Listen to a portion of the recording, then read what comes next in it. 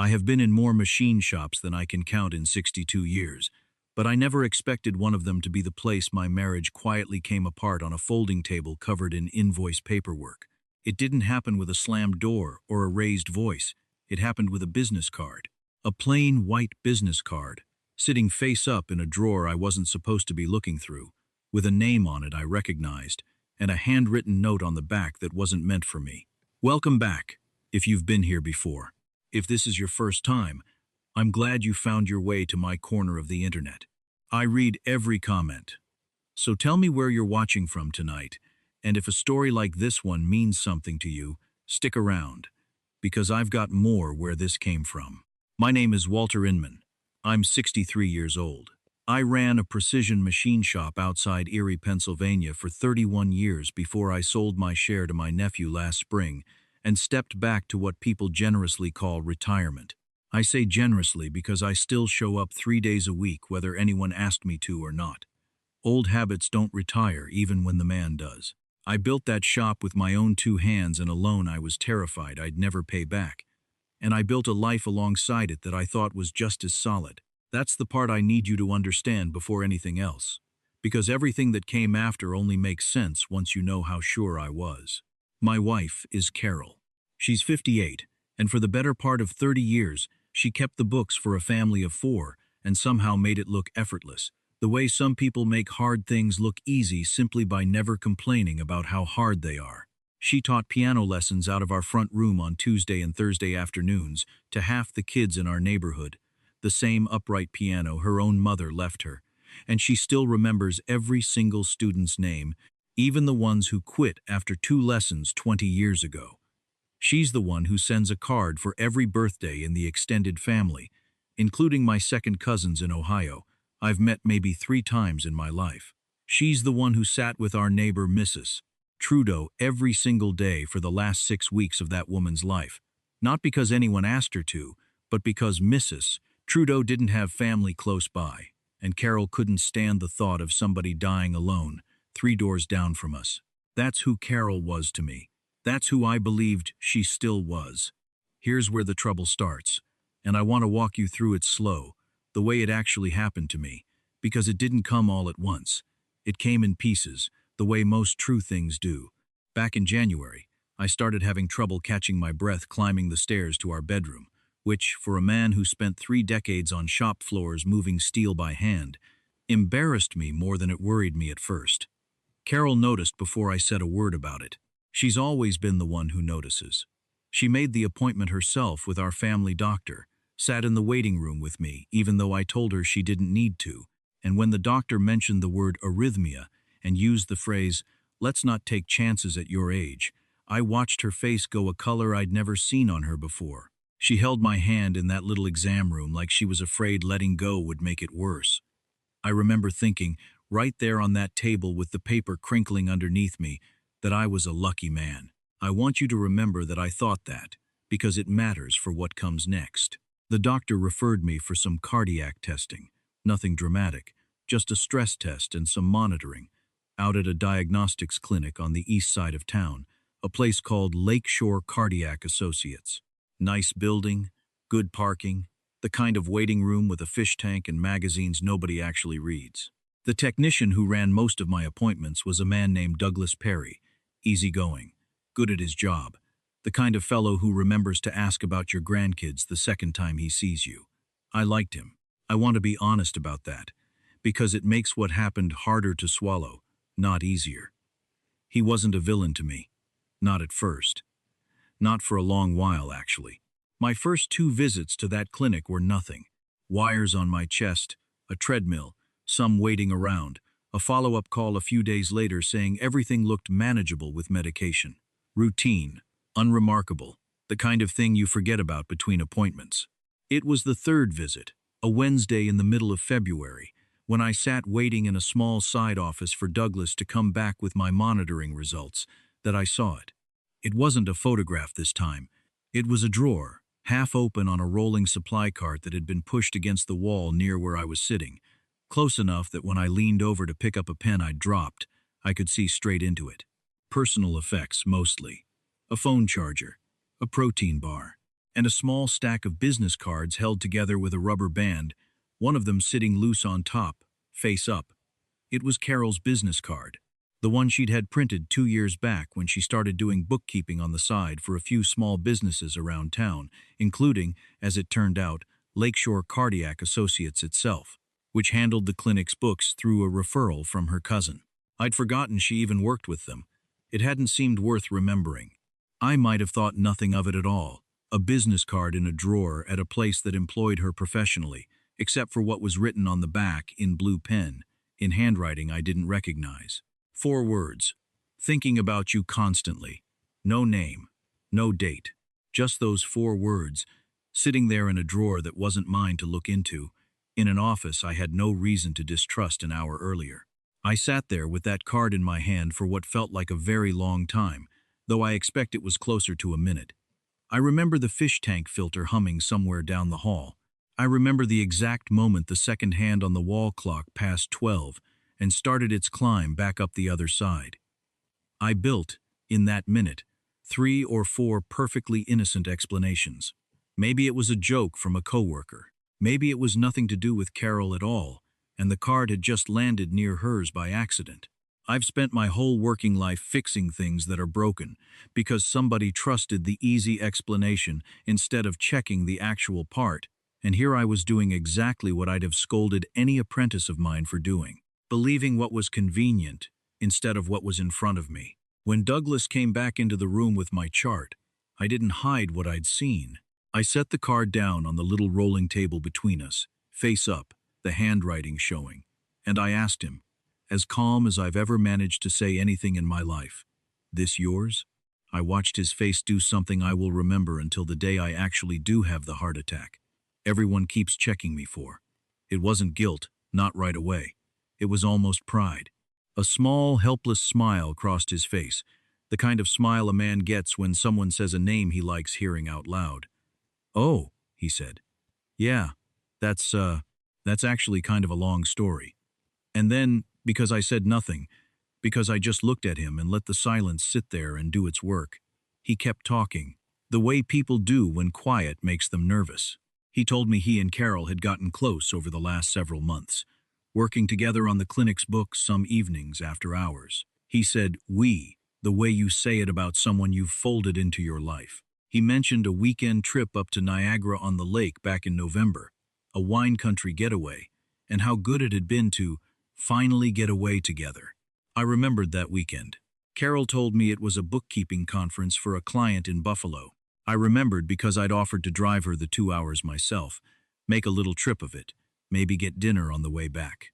And she'd told me it wasn't worth me sitting in a hotel conference room bored out of my mind for 2 days, that her friend Sandra from the shop next door was riding along instead to split gas. My chest did not seize up the way it had back in January. It didn't need to. Something colder and steadier took its place. Something that felt less like an attack and more like a door, quietly closing somewhere down a long hallway inside me. A door I hadn't known was still open. I finished the appointment. I let Douglas walk me through my monitoring numbers like nothing had happened, nodding at the right places, asking a normal question about my medication dosage. I shook his hand on the way out. The same hand that had, for all I knew, been holding my wife's hand in wine country 3 months earlier. I walked to my truck in that parking lot, with the fish tank humming behind me in my memory, and I sat there for close to 15 minutes before I could make myself turn the key. Here's the part that still sits heavy with me, and I'm not proud of it, but I told myself when I started telling these stories that I'd tell them honestly or not at all. I went home that evening, and I didn't say one word. Carol had dinner waiting, pork chops, the way she's made them for 30 years, and she asked how the appointment went, and I told her the numbers looked good, the medication seemed to be working, nothing to worry about. I watched her smile with what looked like real relief, and I thought about a business card with 4 words on the back of it, and I said nothing at all. That was my failure, if I'm being honest with you the way I want to be honest with you, not the not knowing. The 3 weeks after I did know, where I kept fixing the leak under her kitchen sink and driving her to her mother's on Sundays and sleeping 4 feet away from her every night, like a man who hadn't just watched a stranger's face light up over his wife's name. I told myself I needed time to think it through clearly before I did anything foolish. The truth, which took me longer to admit than it should have, is that some part of me just wasn't ready for it to be real yet. My daughter is the one who noticed something was wrong before I let myself say it out loud to anyone. Her name is Renee. She's 31.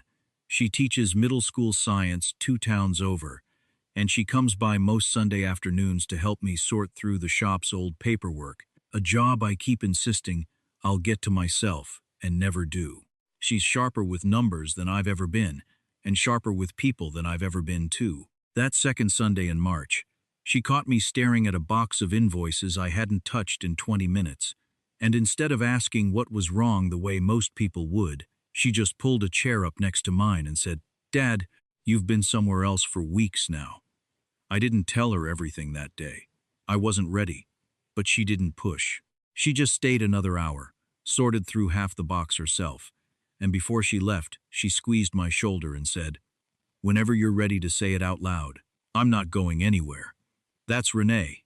She's said some version of that to me more times than I can count over the years, and she's never once wanted anything back for it. If you've got somebody like that in your life, somebody who shows up and doesn't ask for credit, do yourself a favor and tell them so while you still can. Put it in the comments below. Tell me who that person is for you. It matters more than most of us say out loud. The thing that finally moved me from thinking to doing wasn't rage. I want to be clear about that, because I know some of you watching are waiting for me to slam a fist on a table somewhere in this story, and that was never who I was going to be. It was a Tuesday morning in late March, and I was going through our joint checking account trying to reconcile a discrepancy for our tax preparer when I found a recurring transfer I didn't recognize, $42 a month, going out to something called Harborview Self-Storage, a place I'd never heard of and never had reason to visit. Small enough that it had never once caught my eye on a statement. Steady enough that it had been running, according to the records, for 14 months. I didn't say a word to Carol. I drove out to Harborview on my lunch break 2 days later, gave the woman at the front desk Carol's name and our address, and told her I'd misplaced my access code and needed it reissued, which was true enough that it didn't feel like much of a lie at the time. She printed me a new one without much of a second look. Unit 208, second floor, end of the row. It was full of things that told a story I didn't want to keep reading but couldn't stop reading either. A shoebox of cards signed D, most of them the kind you buy in a drugstore and mean more than they should because of what's written inside. A framed photograph of the two of them at what looked like a vineyard, his arm around her laughing at something outside the frame, wearing a green dress I didn't recognize because I'd never seen it. A garment bag hanging from a hook, already packed, with 3 outfits and a pair of shoes still in their box. And underneath a stack of old bank statements at the bottom of a plastic tote, folded flat and precise the way Carol folds everything, a set of divorce papers, already drawn up by a lawyer I'd never heard of, dated back in December. 2 months before my chest ever started acting up. 2 months before any of this began for me. She had been planning her way out for over a year, and letting me pay a mortgage and a storage unit fee for the privilege the whole time. I didn't call a lawyer that afternoon. I didn't say a word that week either. What I did instead was quiet, and it was deliberate, and it took me 11 days to get right. I went to see my own attorney, a woman named Judith Calloway who'd handled the shop's contracts and my nephew's buyout paperwork for the better part of a decade, and I asked her to help me rework my estate plan before anything else moved forward. The shop had already been sold, so there was cash from that sale sitting in an account with Carol's name on it as a joint beneficiary, along with a life insurance policy we'd taken out back in 1994 that had named her as sole beneficiary every year since. Judith asked me twice, in 2 different meetings, if I was certain I wanted to move forward the way I was describing. I told her both times that I had never in my life been more certain of anything. I split the proceeds 3 ways. A third to Renee, outright, no strings on it, because she'd never once asked me for anything, and I wanted her to have something she never had to ask for. A third into a trust for my younger brother Marcus, who Carol had spent years calling difficult for needing a hand after his own divorce left him struggling. The same brother who drove 6 hours through an ice storm the week our mother passed because none of the rest of us could get a flight out in time, and who Carol had quietly stopped inviting to holidays without ever quite explaining why. And the last third to the local VFW Post's home repair program for aging veterans, because my own father spent the last decade of his life leaning on volunteers from that exact program to keep his porch steps from rotting out from under him, and nobody in our family had ever properly thanked them for it. Carol found out on a rainy Thursday afternoon in April, when she went to log into our joint accounts for what she thought was routine bill paying, and found her name missing from where it had always been. She called me 4 times before I got back to the house that evening. By the time I walked through the door, it was 11 calls, and by the time I finally picked up, it was 16. She had no idea yet what was coming. She would, soon enough. I sat her down at our kitchen table that Friday night, the same table where she'd eaten pork chops across from me 3 weeks after. I already knew everything, and said nothing. She came in already talking, already building her case before either of us had really sat down. How could I do this without discussing it with her first? What had gotten into me? Was I trying to punish her for something? I let her finish every word of it. Then I reached into my jacket pocket and set a storage unit key on the table between us, the metal making a small, flat sound against the wood that seemed louder than it had any right to be. She stopped talking. I told her about Unit 208. I told her I knew about Douglas, knew about Niagara on the Lake, knew the divorce papers in that plastic tote were dated back to December, 2 full months before my heart ever gave either of us a reason to be scared. My voice didn't rise once through any of it. It didn't need to. She started crying somewhere in the middle, and for the first time in 30 years of marriage, I sat across from my wife while she cried and felt nothing in me reach out to comfort her. Not coldness exactly, more like an absence. Like a radio station that had been playing static for so long I'd stopped noticing it was static, and then somebody finally just turned the whole thing off. She asked, once the crying slowed down enough for words, if there was any way to undo what I'd done with the estate. I told her Judith had made certain there wasn't, and that I hadn't asked her to make certain of that by accident. What I never expected, and never once planned, was for Douglas Perry to finish the job on himself without my help. Carol, in the middle of her own panic that same night, called him from our kitchen while I was still sitting there, and he, apparently under the impression from whatever she'd told him that our divorce was already long finalized, said something on speaker that he clearly never intended for a husband to hear. Something about how this couldn't come back and touch his position at the clinic. Something about how she'd told him she was already free and clear. Turned out he wasn't just a technician who'd made one bad personal choice. He'd been carrying on for over a year with the wife of a man he was actively monitoring for a cardiac condition. A man whose test results he'd been reading and signing off on the entire time. When I later filed a complaint with the state licensing board that oversees cardiac technicians and the clinic that employed him, they didn't brush it off.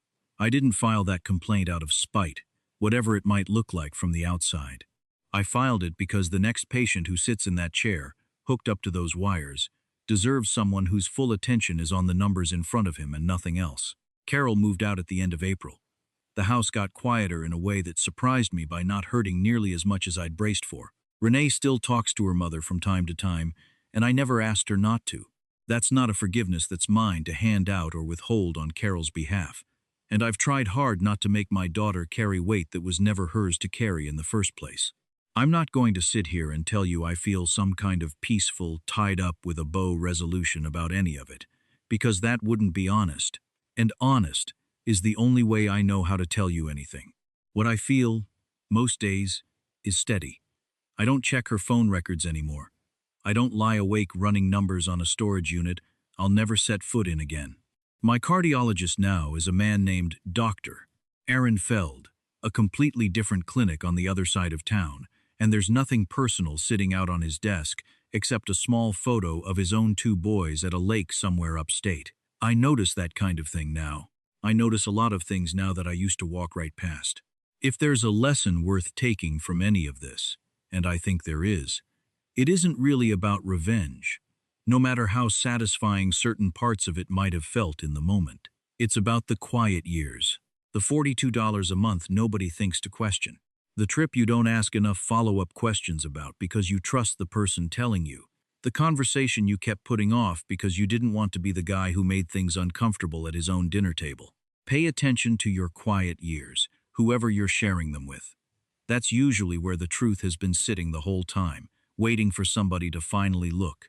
If this one meant something to you, go ahead and hit that like button, subscribe for more of these, and tell me down in the comments, has there ever been a small, easy-to-miss detail that ended up telling you the truth about something big? I read every single one of them. I'll see you in the next story.